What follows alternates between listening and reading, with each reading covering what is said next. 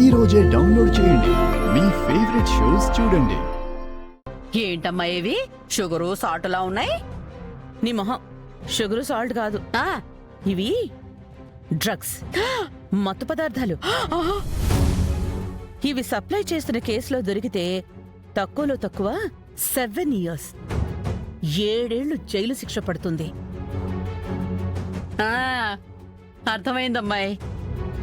ఇవి ఆ ఇంట్లో పెట్టడానికి అల్లుడు గారిని తాంబూలాలు తీసుకోవడానికి ఒప్పించవు. కరెక్ట్. ఇవి ఆ ఇంట్లో పెట్టాక గగన్ గాడిని పోలీసులకు పట్టించి 7 ఏళ్లు లోపలికి తోయించి వాడు బయటకొచ్చేలోగా భూమితో నువ్వు చెడుగుడు ఆడుకోవాలన్నది నీ ఐడియా. కరెక్టేనా? కాదు పిన్ని, పోలీసులతో గగన్ని పట్టించాక పర్మనెంట్ గా పైకి పంపించేయడం అనేది నా ప్రధాన ఐడియా. పోలీసులతో గగన్ని పైకెలా పంపిస్తావమ్మాయి? అదంతా ఎస్పీ సూర్య చూసుకుంటాడు. ఐడియా కూడా అయిందే. ఈ మత్తు పదార్థాలనిచ్చి ఎలాగైనా ఆ గగన్ గడి ఇంట్లో పెట్టమన్నాడు. ఎలాగాని ఆలోచిస్తుంటే వెతకబోయిన తీగ కాలికి తగిలినట్టు భూమి వచ్చి తన తమ్ముడి తరపున తాంబూలాలు తీసుకోమంది.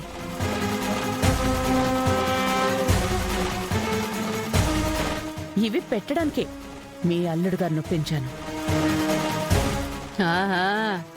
ఒక్కసారి ఇవి పెడితే మనం తీసుకోబోయేవి తాంబూలాలు కాదు పిన్ని, మనం వినాలి అనుకున్న చావు బాజాలు.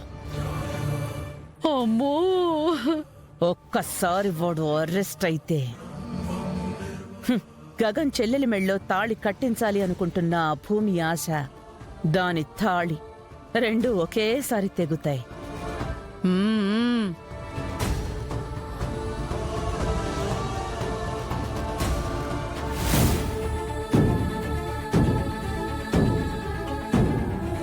పూరి తరపున నేను మా వారు తాంబూలాలు అందుకుంటున్నాము. ఏమండి కాఫీ? ఏమండోయ్ కాఫీ?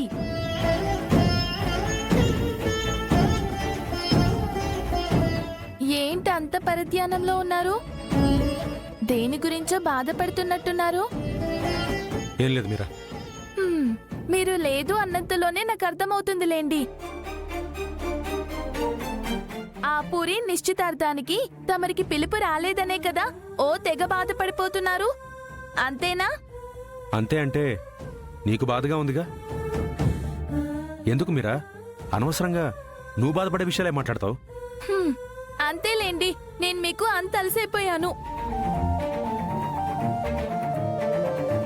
మీరే కావాలని వేలాడుతున్నాను కదా, అందుకే నేను పలుచగాను వద్దనుకొని వదిలేసుకున్న శారద వాళ్ళు చిక్కగాను కనిపిస్తున్నారు. నా కూతురు పూరి అని మీరనుకుంటే సరిపోదు, వాళ్ళకు కూడా అనిపించాలి. ఏ అంతగా మీకు పెళ్లి చేయాలనిపిస్తే మనకి ఇంకో కూతురు బిందు లేదా? దానికి మంచి సంబంధం చూడండి. ఈ రోజు అక్కడ జరుగుతున్న నిశ్చితార్థం కంటే గొప్పగా నిశ్చితార్థం చేద్దాం, అంతకంటే ఘనంగా పెళ్లి చేద్దాం. సరే మీరా, నువ్వు చెప్పినట్టే బిందుకి మంచి సంబంధం చూసి నిశ్చితార్థం చేద్దాం. సరిగ్గా దాని పెళ్లి జరిగే టైంకి నేను లేననుకో, అప్పుడు నీకు ఎలా ఉంటుంది? మీరు లేకుండా ఎక్కడికి వెళ్తారు? ఒకవేళ లేననుకో, అప్పుడు నీకు ఎలా ఉంటుందని అడుగుతున్నాను. ఏంటండి మీ చాదస్తం? లేకుండా ఎక్కడికి పోతారని నేను అడుగుతున్నాను.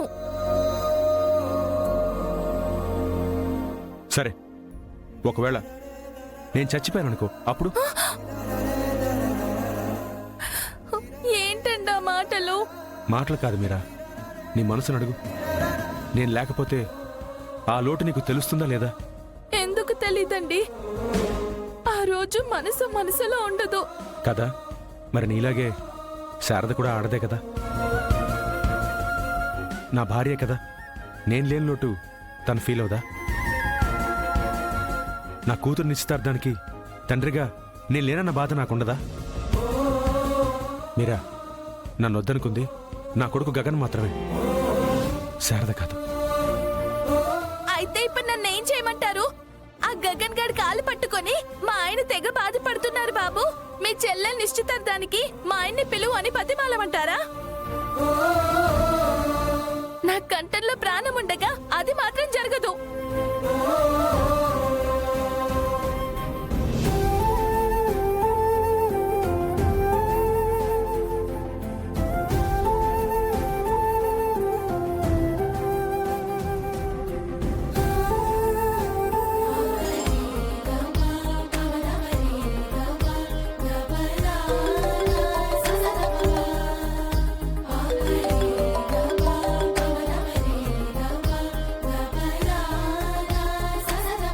చెప్పండి.